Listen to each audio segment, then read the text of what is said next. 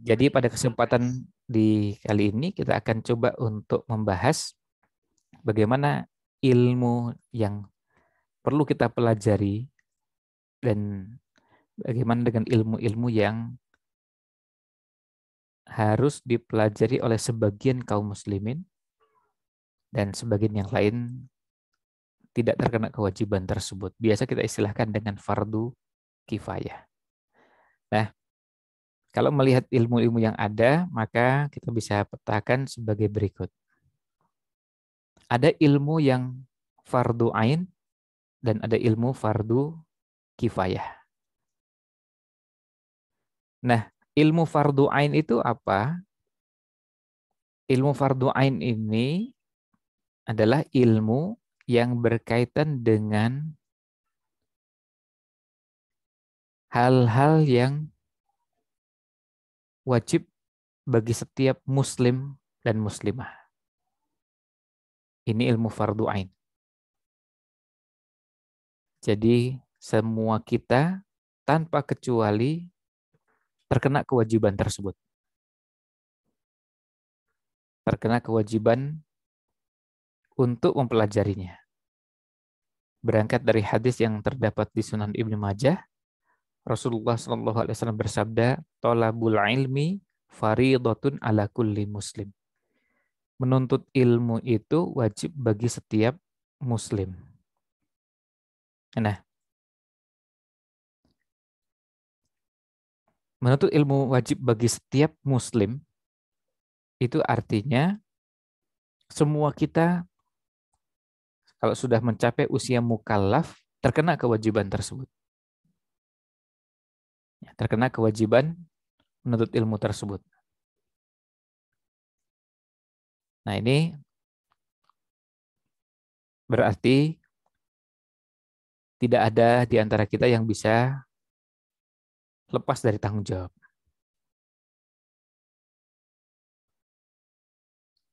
Nah, ini ilmu fardu ain. Apa ilmu-ilmu fardu ain tersebut? Nah, kalau kita jabarkan ilmu fardu ain ini meliputi beberapa hal. Atau kalau mau kita bagi dan acuannya melihat pendapat beberapa ulama, maka ilmu fardu ain ini ada yang menjabarkannya dengan yang pertama rukun Islam, yang kedua rukun iman, dan yang ketiga hal-hal yang dilarang dalam agama.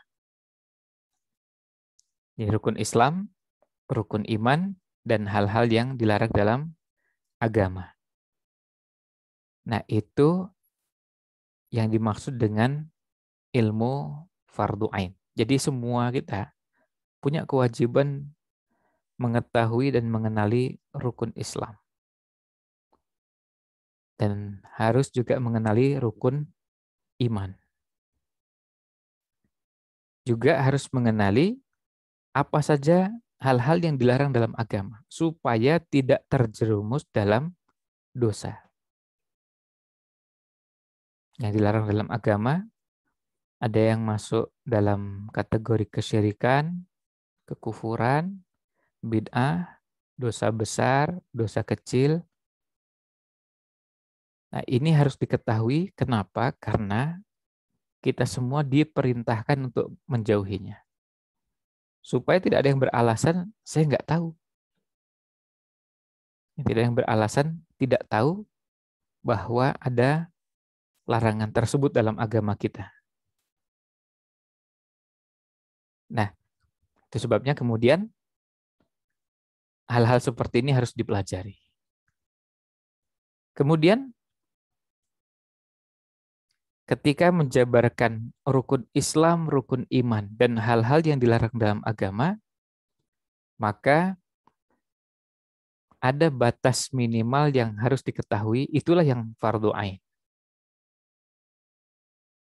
Misalnya, kalau bicara sholat, hal-hal yang pokok yang harus diketahui oleh seorang muslim dan muslimah, itulah yang fardu ain. Misalnya, kita wajib sholat Ternyata sholat itu harus dalam keadaan suci. Sucinya dengan cara apa? Berwudu. Nah, berwudunya bagaimana? Nah, mengerjakan wudu dengan cara yang benar, ilmu tentang hal tersebut jadi wajib. Ilmu tentang bagaimana caranya mengerjakan wudu. Dari mulai awal sampai dengan akhir. Dari mulai membersihkan kedua telapak tangan sampai dengan kaki. Ya, sampai dengan kaki kiri. Semua gerakannya bisa dikerjakan dengan cara yang benar. Nah, ini tuntunan yang harus diketahui. Nah, ilmu tentang hal tersebut wajib. Kemudian sholat. Karena kita menyebutnya sholat, harus wudhu, berarti harus belajar tentang wudhu. Lalu, sholat dikerjakan dengan cara, dimulai dengan niat, lalu takbiratul ihram, dan seterusnya sampai dengan salam, sampai batas bisa mengerjakan sholat dengan cara yang benar, itu sudah cukup. Dan itulah ilmu fardu ain. Misalnya, pada saat takbiratul ihram, bagaimana cara mengangkat kedua telapak tangan, dan apakah dikerjakan bersamaan dengan ucapan Allahu Akbar, artinya gerakan dan ucapannya bersamaan, atau takbirnya dulu kemudian gerakan, atau pilihannya kan banyak. Pilihannya bisa bersamaan, bisa takbir duluan kemudian gerakan, atau dibalik gerakan dulu kemudian takbirnya. Nah, yang benar yang mana? Nah, ini contoh ilmu yang harus dipelajari oleh setiap muslim dan muslimah. Semua kita wajib belajar agar bisa mengerjakan sholat dengan benar. Nah, yang lebih dari itu masuk kategori ilmu fardu kifayah. Nah, kita sekaligus bahas ini karena berhubungan. Kalau ilmu fardu kifayah apa? Ilmu yang wajib dipelajari oleh sebagian kaum muslimin. Harus ada di antara umat Islam ini yang mempelajari. Harus ada di antara umat Islam ini yang mengenali, mengkaji, dan ini menjadi kewajiban untuk umat. Makanya fardu kifayah.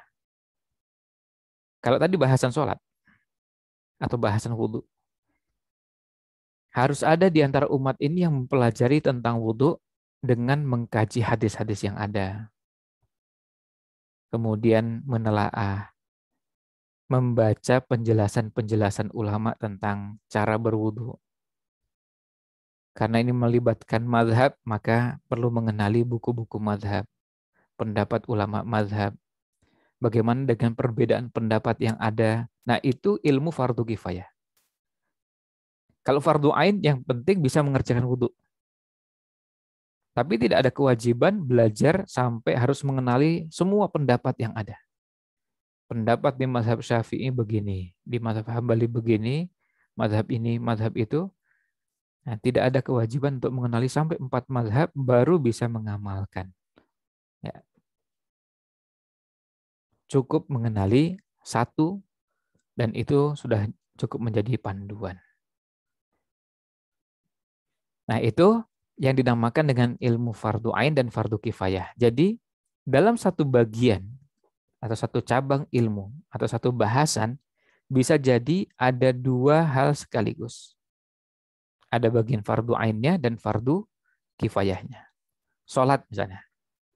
Kalau yang fardu ain bisa mengerjakan sholat dengan cara yang benar. Bacaannya, gerakannya benar. Sementara yang lebih dari itu, pengetahuan yang lebih dari itu, lebih dalam, itu ilmu fardu kifayah. Harus ada di antara umat ini yang mempelajarinya. Mau yang namanya ustadz, namanya kiai, namanya syekh, atau apapun namanya dan julukannya, harus ada yang mempelajari. Tidak harus semua umat ini mempelajari itu. Cukup sebagian. Apalagi kalau menelaah sampai mendalam. Jelas tidak mungkin semua umat ini. Mustahil semua umat ini diminta untuk mempelajari sampai pada bagian-bagian yang mendalam di bahasan fikih misalnya. Atau kita persempit lagi di bahasan fikih sholat misalnya. Mustahil kita minta umat ini semuanya mempelajari itu sampai detail. Nggak mungkin. Ada yang mempelajari cukup hanya sampai bisa mengerjakan. Targetnya saya sebagai muslim bisa mengerjakan sholat dengan cara yang benar, bacaannya benar. Kalau berpakaian untuk sholat, pakaian yang dikenakan juga benar, sudah cukup itu. Itu ilmu fardu ainnya. Tapi kalau ilmu fardu kifayahnya, yang dipelajari misalnya, kalau membahas tentang takbir, hadis-hadis tentang takbir dikaji, dipelajari. Bahkan ada yang membutuhkan waktu agak lama karena harus mengumpulkan semua hadis tentang takbiratul ihram. Nah, ternyata setelah dikumpulkan, meliputi beberapa sub bahasan.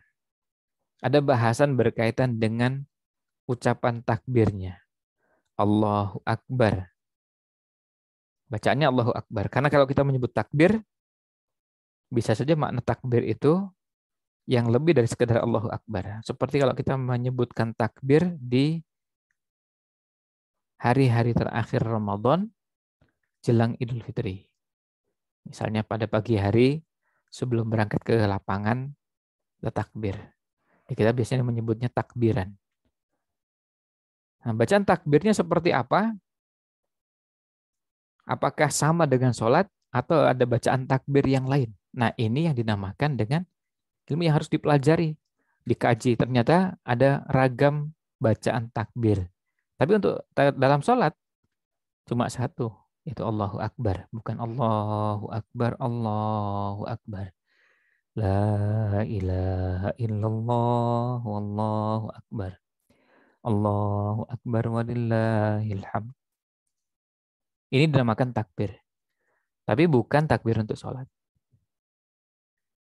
Nah, orang yang mengkaji fikih secara mendalam berkewajiban mempelajari itu. Ada kewajiban untuk mempelajari hal-hal tersebut dengan lebih mendalam. Tidak cukup hanya bahasan-bahasan yang terlalu dangkal atau terlalu di permukaan. Sebab kebutuhannya banyak. Baru cuma bacaan saja ternyata ada sekian banyak hadis. Kemudian kapan mengucapkan takbir? Harus dikumpulkan hadis-hadis yang ada. Hadis yang menyebutkan ini, yang menyebutkan itu. Semuanya harus dikumpulkan, kemudian dipelajari, ditelaah, dikaji, baru disimpulkan. Ada metode menyimpulkannya. Ini semua bahasannya ada di ilmu yang namanya fikih, kemudian ada usul fikih, ada qawaid fiqhiyah, ada dhawabit fiqhiyah, dan itu ilmu fardu kifayah. Biarkan itu menjadi kewajibannya beberapa ustadz, beberapa dai, beberapa mubalik, beberapa kiai, beberapa syekh yang punya kewajiban untuk mempelajari hal-hal seperti ini. Ini kewajiban, tapi bukan kewajiban setiap muslim. Makanya namanya fardu kifayah. Mempelajari fikih sampai mendalam seperti itu. Belajar usul fikihnya juga harus mendalam dan tidak boleh terlalu dangkal. Ya, tidak boleh terlalu dangkal, tidak boleh terlalu sederhana mengulasnya. Nah, yang seperti ini menunjukkan kepada kita bahwa mengkaji dan mempelajari beberapa bahasan dalam agama ini ada yang fardu ain dan ada yang fardu kifayah. Bahas puasa juga begitu. Kalau membahas puasa, yang wajib dan fardu ain bagi setiap muslim hanya beberapa bahasan. Tapi kalau yang fardu kifayah harus mempelajari semuanya. Selengkap mungkin, sedalam mungkin, seluas mungkin. Jadi, kenapa ini diperlukan? Karena menjadi kebutuhan umat. Kan kita tidak bisa membatasi, mohon maaf jangan tanya-tanya tentang ini dan itu. Nggak bisa. Apalagi fikih yang sudah dirumuskan oleh para ulama itu bisa menjawab persoalan-persoalan di setiap zaman. Orang yang betul-betul faqih, orang-orang orang yang betul-betul memahami dan menguasai fikih, tentu dia bisa memahami bagaimana bahasan-bahasan seperti ini. Dipelajari, kemudian bisa menjawab persoalan yang muncul pada zamannya. Setiap zaman ada masalahnya. Sekarang misalnya di masa pandemi seperti ini ada bahasan puasa, apakah suntik vaksin membatalkan puasa? Nah itu bahasannya menjadi bahasan dalam fikih di zaman sekarang karena apa? Persoalannya muncul. Persoalannya ada di zaman sekarang.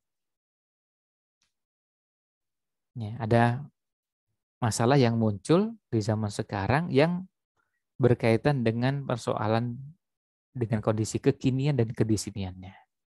Nah, siapa yang wajib mempelajari? Ulama-ulama yang mempelajari ilmu fardu kifayah. Kalau kita di level fardu ain, tinggal tanya aja. Tanya kepada misalnya ada ustadz yang mumpuni di bidang fikih. Lalu tanya, Ustadz ini hukumnya, kalau ada syekh mah hukmu. Ini apa hukumnya kalau kita bertemu dengan kasus begini dan begitu. Tinggal kita jawab.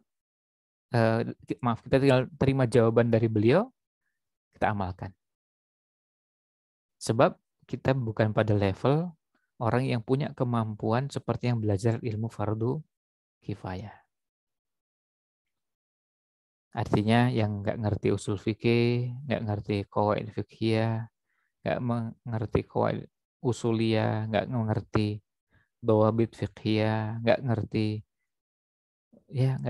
masalah-masalah fikih gini. Pokoknya terima jadi, maka kita terima saja dari orang-orang yang punya otoritas di bidang tersebut. Nah, ini ilmu fardu ain dan fardu kifayah. Jadi, pada saat kita bicara tentang rukun Islam, demikian pula rukun iman, ada hal-hal yang pada level minimal atau standar yang harus diketahui. Kalau sudah dipelajari sampai pada level itu sudah cukup. Artinya ilmu fardu ainnya ini sudah tertunaikan. Kalau ingin mempelajari lebih lanjut, berarti di level fardu kifayah. Di level fardu kifayah. Nah, ini contoh bagaimana kita memahami ilmu fardu ain dan fardu kifayah. Bahasan haji, kalau kita di level fardu ain, yang penting bisa mengerjakan ibadah haji dengan benar sejak berangkat sampai pulang. Tawaf, atau sebelumnya pakai pakaian ihram. Kemudian ada larangan ihram. Kemudian lihat ini sabun. Sabun ini termasuk pembatal ihram atau bukan. Kemudian nanti dan begitu seterusnya. Kalau kita yang di level fardu ain, cukup tanya aja. Saat ini kalau seandainya kami melakukan perjalanan, di tengah perjalanan kemudian kami mendapati kasus begini dan begitu. Nah, kita konsultasikan dan beliau jawab, itu sudah bisa dan sudah cukup untuk menjadi jawaban kita. Nah, yang mempelajari ilmu fardu kifayah harus mendalami. Harus mendalami, mengkaji, menelaah. Nggak cukup hanya mengandalkan misalnya 1-2 buku. Kadang nggak cukup mengandalkan 1-2 pendapat. Nah, makanya kenapa ilmu yang dipelajari pada level fardu kifayah ini orang-orang tertentu. Selain punya basicnya, juga punya kemauan dan kemampuan. Yang punya kemauan dan kemampuan. Ya, selanjutnya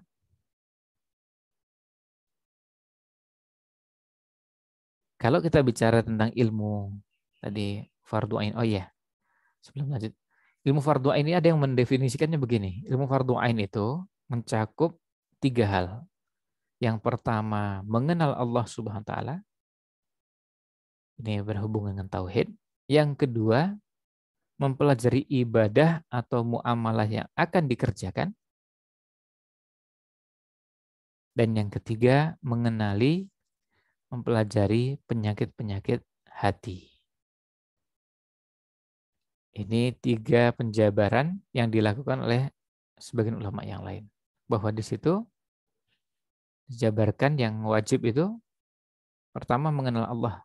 Mengenal Allah artinya mempelajari misalnya Asmaul Husna, mengenal sifat-sifatnya, mengkaji dan merenungkan tanda kekuasaannya untuk menambahkan keyakinan tentang Allah SWT. Nah, yang kedua, ilmu tentang ibadah atau muamalah yang akan dikerjakan. Kalau saya mau wudhu, berarti belajar wudhu wajib. Kalau saya mau sholat, belajar sholat wajib. Kalau saya mau puasa, belajar puasa wajib. Kalau kemudian Allah takdirkan saya mendapatkan rezeki lebih dari bulan-bulan sebelumnya, maka belajar zakat menjadi wajib. Dapat penghasilan lebih banyak dari biasanya. Terus meningkat, ini sudah sampai nisab belum? Nah, perlu dipelajari. Oh, ternyata sudah sampai. Gimana cara menghitungnya? Gimana cara membaginya? Dan seterusnya. Sedangkan ilmu tentang penyakit hati berbicara tentang bagaimana hal-hal yang bisa merusak, hal-hal yang bisa mengotori hati. Ini perlu dipelajari supaya kita bisa menghindari. Sombong misalnya. Ria, angkuh, atau sifat buruk lainnya, pembohong, tidak amanah, ingkar janji, menipu, dan seterusnya. Sekian banyak akhlak-akhlak buruk ini termasuk ilmu fardu ain yang wajib dipelajari oleh setiap muslim dan muslimah dan berusaha untuk ditinggalkan, dijauhi. Nah, kira-kira konsepnya begitu. Selanjutnya, yang perlu juga kita kenali kalau kita bicara tentang ilmu fardu ain dan fardu kifayah, kita yang belajar ilmu fardu ain perlu mengenali otoritas keilmuan. Kita perlu mengenali otoritas keilmuan. Otoritas keilmuan itu artinya ada orang-orang yang memang punya kemampuan dalam ilmu tertentu berada pada level yang layak dikatakan sebagai orang yang bisa dijadikan rujukan. Kita belajar akidah, kita belajar fikih, kita belajar hadis, kita belajar apa saja. Yang perlu kita kenali adalah otoritas. Otoritas keilmuan. Artinya beliau ini kompeten apa tidak? Kompeten membahas bahasan tersebut atau tidak? Kalau kompeten berarti layak untuk dijadikan rujukan. Kalau tidak, maka jangan. Dan jangan dipaksakan orang harus menjawab pertanyaan-pertanyaan yang di luar kemampuannya. Karena memang itu di luar yang bisa dijangkau oleh kemampuannya. Atau pengetahuan beliau memang tidak banyak didominasi pada bahasan-bahasan tersebut. Kalau kita tanya bisa jadi jawabannya tidak memuaskan. Karena apa? Bisa jadi karena memang tidak terlalu mendalam. Nah, otoritas keilmuan ini dalam semua bidang. Bahkan kalau kita sudah belajar mengenali otoritas keilmuan, orang yang punya keahlian dalam bidang tertentu, maka kita akan belajar menghargai para ulama. Belajar menghargai. Kenapa? Karena ternyata ilmu ini susah. Untuk mempelajari ilmu seperti ini susah. Jangan dibayangkan pada bagian yang sudah kita lihat kok kayaknya enak sekali saya itu jawab begini, langsung jawab. Ditanya begini, langsung jawab begini. Ya karena memang beliau punya otoritas keilmuan. Ditanya pada bahasan tersebut dan beliau memang mumpuni dan menguasai. Ya, ini namanya otoritas keilmuan. Nah, kalau kita praktekkan untuk diri kita, dikaitkan dengan ilmu fardu ain dan fardu kifayah, maka untuk memadukan semuanya itu bisa dengan dua kata kunci, spesialisasi dan standarisasi. Atau saya ulang, kalau begini, kalau seandainya kita ini termasuk orang yang tidak punya waktu khusus untuk belajar agama, karena waktu terbatas, tapi ada ketertarikan.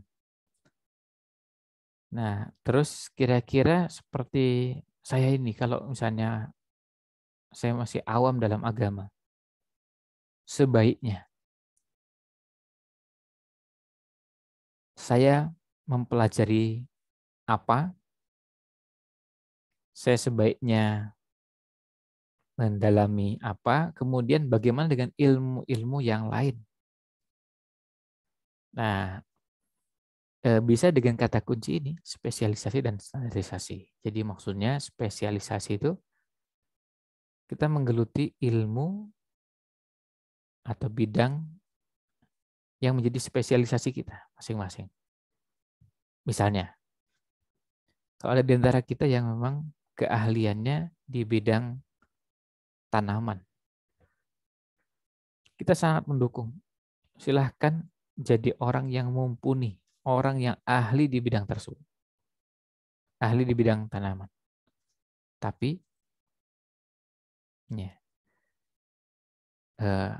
untuk bidang agama harus ada standar minimal. Harus ada standarisasi, ada standar minimal pengetahuan yang dimiliki. Jangan sampai ngejar apa yang menjadi spesialisasinya, tapi pengetahuan agama sebagai batas minimalnya tidak terjangkau, tidak dimiliki sama sekali. Nah, dia tidak terjangkau atau mungkin tidak pernah dipelajari sama sekali. Karena gini, kita ini biasa sudah sering sekali melihat ada orang ahli sekali di bidang tertentu dan awam sekali di bidang yang lain.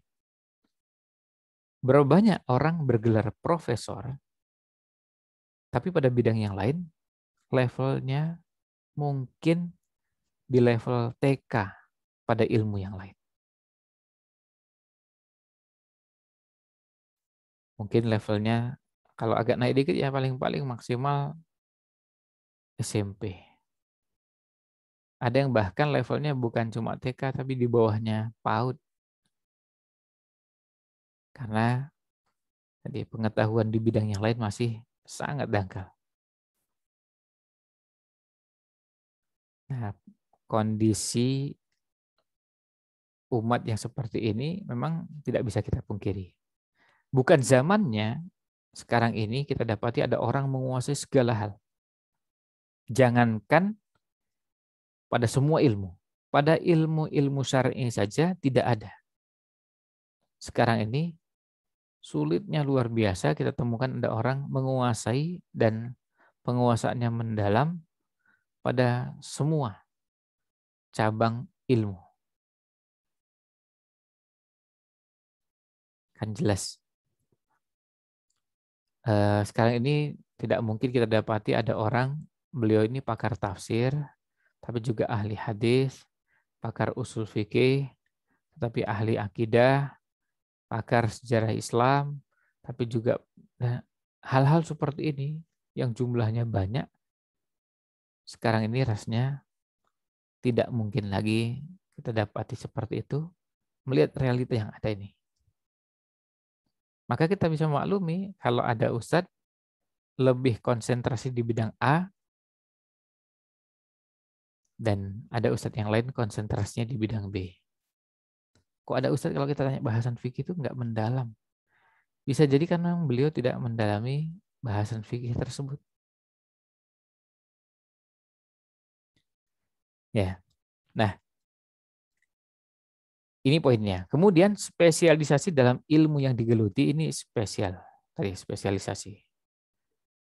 Silahkan Ada yang mau, saya ingin jadi seorang apoteker, boleh. Saya ingin jadi seorang insinyur, saya ingin jadi seorang ahli di bidang pertanian. Saya ingin, silakan. Kita dukung dan kalau bisa serius ambil spesialisasi tersebut. Diseriusi dengan penuh kesungguhan. Nah, tapi untuk ilmu syar'i ada standar minimal ilmu syar'i yang perlu dipelajari. Inilah yang dimaksud dengan spesialisasi dan standarisasi. Jadi masing-masing silahkan mempelajari apa yang memang digeluti, tetapi jangan sampai ada batas minimal pengetahuan pemahaman agama yang masuk kategori fardu ain tidak dipelajari. Jangan sampai nggak ngerti sama sekali. Misalnya, sekarang ini banyak kita temukan muslim, muslimah nggak bisa baca Quran. Nggak bisa baca Quran. Jadi betul-betul nggak ngerti sama sekali. Nah, ini perlu ada upaya untuk standarisasi pada bidang Qur'annya. Tidak harus pakar ustadz-ustadz yang mumpuni dalam ilmu qiraat dan yang lainnya. Nah, itu yang dinamakan dengan spesialisasi dan untuk standarisasi, maksudnya standarisasi pada ilmu syar'i. Nah, ini ulasan kita di siang ini. Kita berharap mudah-mudahan ini bisa dipahami dengan baik, sehingga kita bisa memposisikan diri kita bahwa kita ini sekarang sebetulnya ingin menuntaskan ilmu-ilmu fardu ain supaya kita bisa terbebas dari tanggungan atau kewajiban untuk selanjutnya yang mau mempelajari ilmu-ilmu fardu kifayah silahkan. Mau ngambil atau mempelajari fisika, kimia, biologi, farmasi, kedokteran, dan silahkan sebutkan sederet nama ilmu atau cabang-cabang keilmuan. Silahkan menjadi seorang spesialis, bahkan seorang super spesialis yang menjadi pakar dan ahli, tapi jangan sampai ada pengetahuan ilmu syar'i yang mendasar tapi tidak diketahui. Quran nggak bisa baca. Terus sholat salah-salah. Wudhu nggak benar. Zakat, begitu seterusnya. Jadi berarti standarnya belum terpenuhi. Dan ini yang lebih rasional untuk dipraktekkan, spesialisasi dan standarisasi. Saya menggunakan pembahasan ini untuk kita yang tidak secara khusus belajar ilmu syar'i. Kalau saya berbicara di hadapan orang-orang yang belajar ilmu syar'i secara khusus, berhadapan dengan santri-santri yang berada di pesantren, tentu ulasannya bisa sedikit berbeda. Karena mereka yang diharapkan mempelajari ilmu fardu kifayah. Kan begitu. Jadi kita yang hadir misalnya, kita berharap alumni pesantren atau ustadz itu bisa menjadi rujukan kalau punya persoalan. Nah, itu ulasannya untuk kesempatan di siang ini. Mudah-mudahan ada manfaat yang bisa diambil. Mohon maaf jika ada yang kurang berkenan. Wallahu a'lam. Sallallahu alaihi wasallam ala Nabi Muhammad wa ala alihi wa sahbihi ajmain.